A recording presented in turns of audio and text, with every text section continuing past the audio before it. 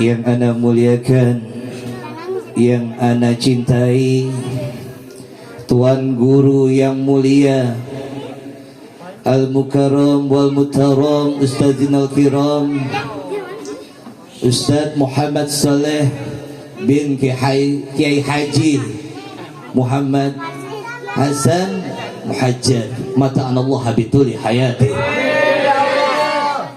Wabil khusus guru ana yang mulia Kiai Wahid, Masya Allah nih, ana duduk di majelis Miftahul Huda 2 kali nih, 1 lagi dapat gelas insyaallah ya.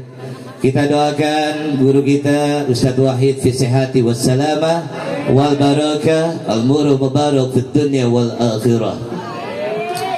Para alim ulama, tokoh masyarakat, para ustadz, para ustazah, mohon maaf lahir batin kalau Abi malam hari ini tidak menyebutkan satu persatu namanya. Mudah-mudahan tidak mengurangi rasa hormat dan takzim Abi kepada semuanya. Salawat serta salam tidak lupa kita hadirkan kepada Nabi besar Muhammad sallallahu alaihi wasallam beserta keluarga, sahabat, keluarga, insya Allah kita semua yang duduk di majelis Miftahul Huda mudah-mudahan tahtal lil Muhammadin, menjadi barisan dalam syafaat Rasulullah di yaumul akhir. Amin. Malam hari ini kita ngapain? Malam hari ini kita ngapain? Gak ada suaranya. Bu, ini kayaknya banyak ibu-ibu di sini nih. Niatnya kemari ngapain? Kirain mamer kerudungan.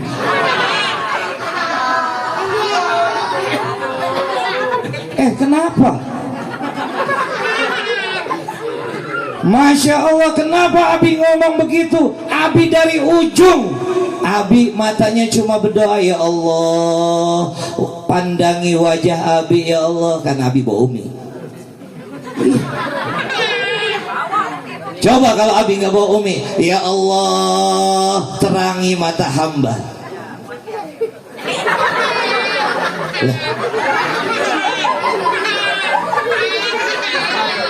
Kok udah ketawa? Mohon maaf para guru yang di dalam, intermezzo dulu sebelum saya bikin nangis ini ya. Malam hari ini sangat rasa syukur yang begitu hebat. Kenapa begitu hebat? Tidak ada yang seperti ini. Di ujung gang, di ujung majelis, di ujung kecamatan, di ujung kelurahan, orang semua mengangkat yang namanya Maulid Nabi. Begitu hebatnya Nabi. Sejarah tidak ada yang namanya orang yang cinta pada Rasulullah akan didekatkan oleh neraka. Duduknya kita di majelis ini, duduknya kita diperkenalkan untuk apa? Kita mengenal Rasul. Udah kenal sama Rasulullah? Hah? Udah kenal belum? Sama. Kalau kita mau mengenal Rasul, kalau udah kenal baru cinta. Kalau udah cinta baru rin. Sini banyak perempuan. Coba kalau udah kenal nanti malam diomongin di sepertiga malam. Ini mah kenal perempuan di chat, besoknya janjian. Kalau kita mau mengenal Rasulullah, maka kita harus mengenal sejarahnya Rasul. Para alim ulama membuat sejarah-sejarah Rasulullah berjilid-jilid, berpuluh-puluhan jilid, beribu-ribuan jilid untuk mengenal, untuk mencintai dan untuk merindukan selalu yang namanya Rasulullah sallallahu. Udah mulai ngantuk.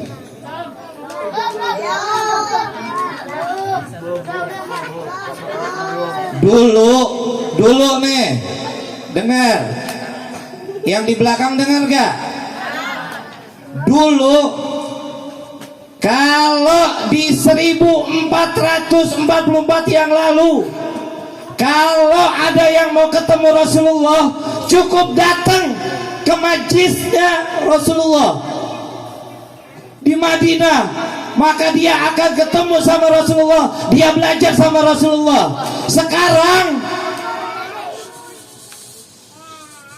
anak cantik kayak lebih kenceng dia suaranya. Mic-nya kurang satu lagi nih. Iya.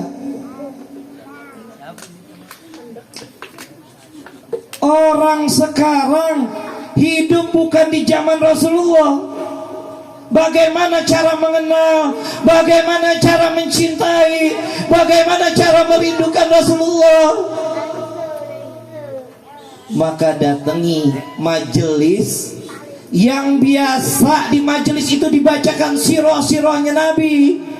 Kamu gak akan pernah mengenal Rasul kalau kamu gak pernah membaca sirahnya Nabi. Rasulullah begitu cintanya kepada umatnya. Nih kebayang, Bu, dengar. Mana yang nama ibu-ibu? Ya gak ada. Berarti kita ngomong bapak-bapak sama anak-anak deh. Di satu riwayat diceritakan Aisyah terbangun di waktu malam. Apa yang terjadi? Dia melihat di sampingnya nggak ada Rasulullah. Kemana ya Rasulullah? Rasulullah di mana? Ya Rasulullah, kamu di mana? Dicari di setiap ujungnya, Rasulullah nggak ada di rumahnya. Lalu Aisyah mencari di masjid. Ditemui Rasulullah. Rasulullah lagi beribadah, Rasulullah lagi sujud kepada Allah.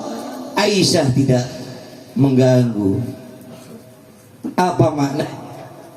Setelah selesai Rasulullah beribadah, ditunggui di depan masjid. Aisyah begitu sabar, begitu ikhlas, begitu ridho menunggu orang yang dicintainya. Rasulullah selesai beribadah, apa kata Rasulullah? Ya Aisyah, ngapain kamu di sini? Bukankah kamu lagi tidur? Lalu Aisyah berkata, ya Rasulullah, bukankah kamu orang yang maksum? Bukankah kamu orang yang gak ditempel dosa sedikit pun? Bukankah kamu fahuwa zimatillah, orang yang dijamin Allah untuk masuk surganya Allah? Apa jawab Rasulullah?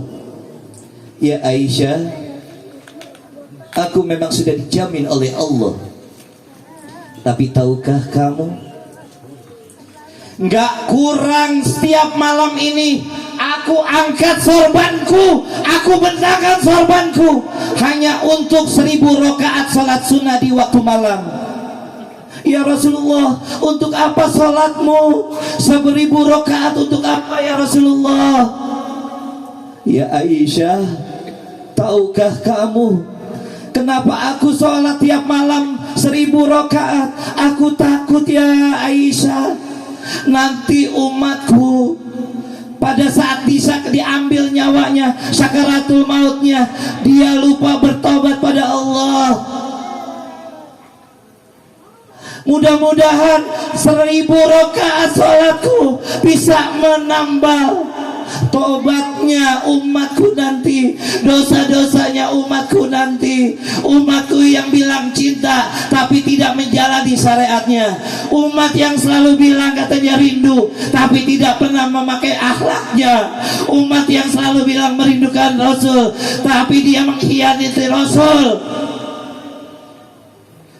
Masuk ke majelis pakai pakaian yang terbaik, 10 menit dia keluar pakai pakaian Yahudi, membuka auratnya. Rasulullah dalam ketakutan hebat, sampai Rasulullah katakan, ya Aisyah, bagaimana nanti umatku setelah aku mati? Mudah-mudahan di 1000 rakaat sholat sunnahku bisa menambah dosa-dosa umatku nanti. kita sekarang yang dipikirkan oleh Rasulullah di 1400 yang lalu. Kebayang nggak? Makanya kita percaya, kita yakin, kita asyiko asyibillah malam hari ini. Duduknya kita di sini tidak lepas dan tidak bukan karena kita ingin memiliki hubungan yang kuat sama Rasulullah SAW dalam ikatan mitsaqah ghaliz. Bapak-bapak, ibu-ibu sekalian, kalau kita bicara tentang Rasulullah, Masya Allah, Rasulullah tidak ada cacatnya, tidak ada celahnya, tidak ada kekurangannya. Maka Rasulullah makhluk yang paling istimewa, insanal kamil, manusia paling istimewa. Apa alasannya, Bi? Apa buktinya Rasulullah makhluk yang paling istimewa? Mana ada seorang hamba, seorang manusia yang cerita sejarahnya dipelajari sampai nanti kiamat kalau bukan Rasulullah. Ya, begitu hebatnya Rasulullah. Sampai dikatakan ada seorang kafir Quraisy. Kafir Quraisy membayar satu orang penyair. Namanya tahu? Mudah-mudahan di sini nggak ada namanya. Namanya Hasan bin Sabik. Di sini banyak yang namanya Hasan, tapi bin Sabiknya nggak ada. Jangan nyamain. Hasan bin Sabik itu orang musyrik kafir Quraisy. Dikatakan salah satu orang kafir Quraisy, ya Hasan bin Sabik, aku bayar kamu mahal. Kamu caci maki Rasulullah dengan syairmu. Tuh, bayangin. Ya. Lalu apa kata Hasan bin Sabik? Aku mau menulis atau menghina Rasulullah dengan satu syarat. Apa? Kata kafir Quraisy, aku harus mengikuti Rasulullah dulu. Aku harus mengintai Muhammad dulu. Baru kalau memang dari fisiknya Rasulullah ada kejelekan, maka aku tulis fisiknya. Kalau ada perbuatan akhlak yang jelek, maka aku tuangkan dalam syairku. Setelah uang diterima, Hasan bin Sabik menemui Rasulullah. Tidak ditemui sedikit pun kejelekan Rasulullah. Akhirnya uangnya dibalikan kepada kafir Quraisy. Ya kafir Quraisy, dengar kalamku. Aku serahkan, aku kembalikan uang yang kamu kasih untuk menghina Rasulullah. Kenapa? Karena aku tidak pernah menemui dan menjumpai keburukan Rasulullah. Dan aku sudah beriman, aku sudah masuk Islam, aku sudah bersahadat karena perilakunya Rasulullah. Maka dalam syair yang pernah dan dikenang sampai sekarang, Hasan bin Sabik mengatakan, tidak ada keindahan, tidak ada ketampanan, tidak ada kemenawanan. Mata ini belum pernah melihat selain dirimu ya Rasulullah. Tuh, pernah lihat gunung? Gunung apa? Gunung apa? Jangan jorok. Gunung meletus. Pernah ngelihat cowok tampan? Pernah ngelihat wanita cantik? Tapi ada kurangnya. Dia sih cantik, tapi TKW. Apa TKW? Tinggi kurang wajar. Dia tampan, tapi BKTT. Bodoh, ketulang-tulang. Tak sudah-sudah rupanya. Lalu apa kata Hasan bin Sabik? keindahan, ketampanan, menawannya. Mata ini belum pernah melihat ya Rasulullah. Saya tinggal di Mekah, ibu kota. Di sana ada orang Sam, ada orang Mesir, hidungnya bangir-bangir, tinggi-tinggi, tapi tidak seindah Rasul. Makanya kalau kita mau mengetahui fisiknya Rasulullah, cukup dari syairnya Hasan bin Sabit kita udah bisa tahu. Mata yang kita pandang, ada wanita tercantik, badannya bagus, tapi sayang akhlaknya. Ada wanita manis, hitam manis, tapi sayang matanya tinggi sebelah. Lalu kata Hasan bin Sabit apalagi dalam syairnya, tidak ada yang lebih baik dari seorang ibu yang melahirkanmu ya Rasulullah. Di sini banyak ibu-ibu, ada yang sudah melahirkan seorang pemimpin, panglima perang, tentara hebat, pengusaha. Tidak ada yang indah rahimnya dan lebih baik selain rahimnya Siti Aminah yang melahirkan Rasulullah SAW. Lalu yang ketiga, kata Hasan bin Sabit apa? Seperti halnya kamu ya Rasulullah, kamu tidak sedikit pun kekurangan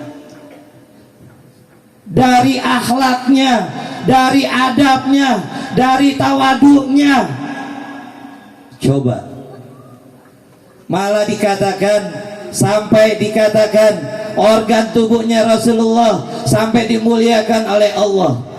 Apa yang dipanggil oleh Allah? Alam nashrah laka sadrak. Apa yang dipanggil? Bukankah aku lapangkan dadamu? Tuh, Allah memuliakan, mengistimewakan Rasulullah. Organ tubuhnya dimuliain. Ya. Suaranya Rasulullah, dengar ya, suaranya Rasulullah tidak ada yang menyamai dan keindahannya Rasulullah. Apa buktinya? Rasulullah ngaji di dalam Ka'bah. Di satu riwayat dikatakan Ummu Hani, dia di dalam rumah, di dalam kamar, di atas tempat tidur, mendengar suara indahnya Rasulullah. Tuh. Yang lebih hebat, Rasulullah di Mekah, ada sahabatnya Abdullah bin Rawahah. Dia jauh dari Mekah, dapat kalimat Rasulullah, ijlisu, ijlisu, duduk. Abdullah duduk. Coba, nggak ada yang semerdu Rasulullah. Di sini ada penyanyi hebat, di sini ada vokalis hebat. Kita adu indahnya. Maka beruntunglah, terjagalah kita. Maka kita yang duduk di sini tidak lepas, tidak bukan karena cintanya kita kepada Rasul, kepada Rasul. Allahumma sholli ala Sayyidina Muhammad. Ada 4 malaikat menjamin. Berapa bu? Ada 4 malaikat yang menjamin barang siapa yang mau sholawat atas Rasulullah. Yang pertama, malaikat Jibril. Tugasnya apa? Jawab. Kurang jelas. Malaikat Jibril tugasnya apa? Apa kata malaikat Jibril? Ya Rasulullah, ya syafi'ina, ya maulana Muhammadin, barang siapa umatmu yang bersolawat 10 kali di pagi hari, aku malaikat Jibril akan menyambar tangan dia di jalan Siratul Mustaqim. Seperti apa? Kilat yang menyambar. Maka kita tidak merasakan takut. Yang kedua, malaikat Mikail tugasnya apa? Ayo malaikat Mikail. Iya, cabut nyawa, benar. Benar belajar di mana sih? Aduh. Malaikat Mikail pembawa rizki. Apa kata malaikat Mikail ya Rasulullah? Aku menjamin umatmu yang mau bersalawat sekali seumur hidup, maka aku akan sujud di telaga sujud di Sirat, di padang mahsyar. Tidak akan aku angkat kepalaku sebelum Allah mengampuni dosa-dosa umatnya Rasulullah. Shallu ala Nabi. Yang ketiga, malaikat Israfil. Apa tugas malaikat Israfil? Trompet ska. Hah? Malaikat Israfil itu yang pertama nanti meniupkan trompet, kita dimatikan semua. Ya. Lalu yang kedua nanti ditiupkan lagi untuk dibangkitkan lagi. Tapi saya tidak bercerita itu. Saya bercerita malaikat Israfil menjamin ya Rasulullah, kekasihnya Allah yang aku muliakan, barang siapa ada umatmu nanti yang bersalawat untukmu, maka aku akan mengambilkan air dari telaga Kausar, aku sampaikan ke tanganmu ya Rasul, untuk kamu berikan minum umatmu. Karena nanti di padang mahsyar jarak umat Rasulullah dengan matahari hanya sejengkal. Bayang tuh dinginnya, dingin banget. Kalau sekarang dikit-dikit ngeluh, nggak ada yang lebih panas ya. Nanti buktiin ya. Yang terakhir, malaikat Israel. Malaikat Israel tugasnya apa? Benar nih, nggak salah. Belajar di mana? Gurunya siapa? Jangan bikin malu guru. Lu kan Nur Saada. Ya. Malaikat Israel, malaikat pencabut nyawa, sampai bilang ya Rasulullah, alafu minkum, apabila ada umatmu yang bersalawat padamu, maka aku bertugas mencabut nyawa selembut-lembutnya yang aku cabut seperti Nabi dan Rasul. Coba, begitu hebatnya syafaat kita bersalawat atas Rasulullah. Malam hari ini udah pada ngantuk, udah tutup aja ya. Kita baca doa makan sekarang. Habis mukanya udah pada lelah. Shallu ala Nabi.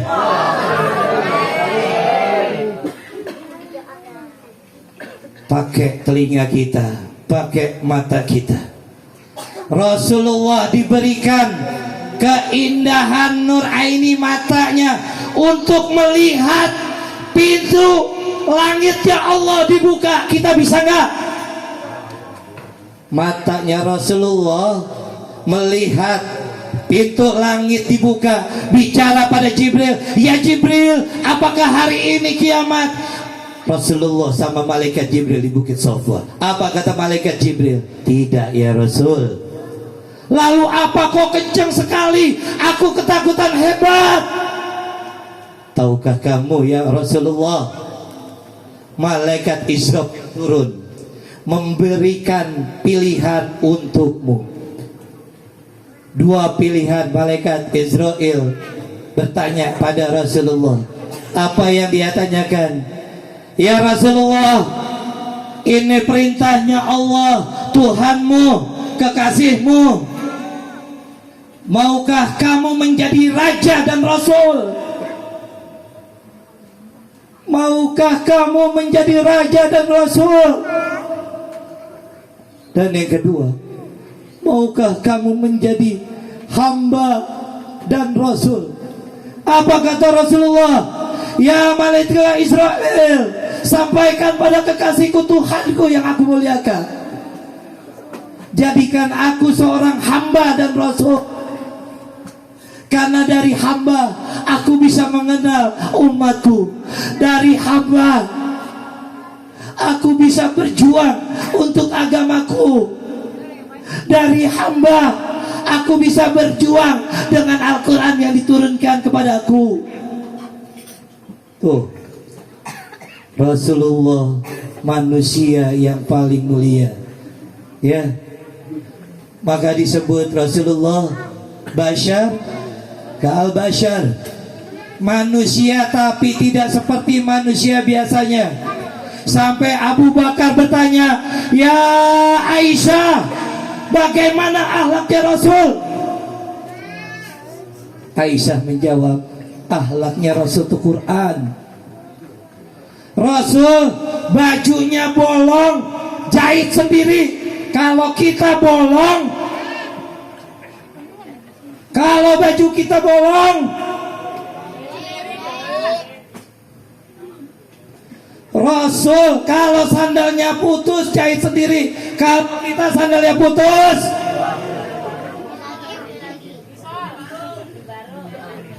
lu banyak duit." Enak banget ngomongnya, lek-lekannya. Tapi nggak apa-apa, akhlak Rasul nggak boleh marah, ya. Rasul kalau memerah susu kambing sendiri, coba, Masya Allah, begitu hebatnya. Maka dikatakan di dalam satu cerita kepada Fatimah yang begitu hebat akhlaknya, apa yang disampaikan? Rasul lagi makan, dengerin, Rasul lagi dengerin yang di dalam, Rasul lagi siapin makannya, maksudnya Rasul lagi makan, tiba-tiba terhenti. Rasul lagi makan enak bersama sahabatnya, berhenti dia makan. Lalu Rasul bertanya, "Assalamualaikum ya malaikat Jibril." Sahabat teriak. Malaikat Jibril menjawab, "Waalaikumsalam ya Rasulullah." Malaikat gak boleh teriak-teriak kalau salamnya Rasul. Kenapa? Takut. Begitu hebatnya Rasul, sampai dengan kelembutan malaikat menjawabnya dengan kelembutan. "Ada apa ya malaikat Jibril datang menemuiku?" "Tahukah ya Rasul, aku diberi mandat oleh Allah untuk disampaikan kepadamu ya Rasul." Berapa ya? Si lama. Udah ya? Lanjut? Ya udah enggak ya, udah lemes nih. Pak Kiai, udah Pak Kiai ah. Pak Kiai Soleh, ini mukanya udah pada ngelaper. Mentang-mentang bicara makan mukanya dilemes-lemesin. Nanti kalau udah kenyang lambungnya tak sudah-sudah. Iya.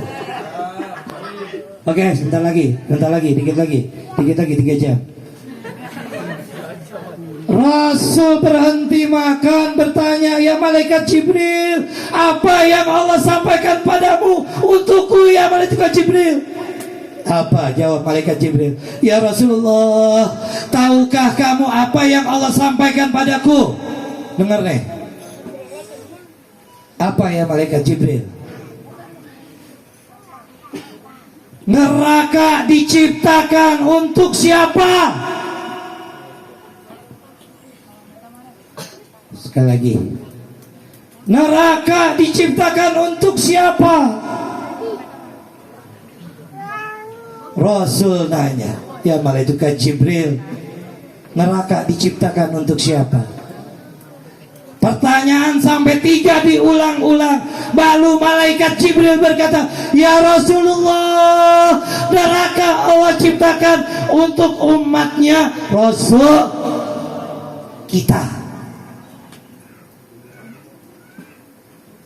Rasul bertanya, "Umat yang bagaimana ya malaikat?" Malaikat menjawab, umat yang hatinya nggak ada nama Rasulullah, umat yang katanya cinta tapi tidak mengikuti syariat Rasulullah, dan yang terakhir, umat yang katanya rindu tapi datang ke majelis nggak mau datang. Merugi nih orang yang nggak datang ke majelis malam hari ini. Iya, nggak apa-apa. Oke, lanjut.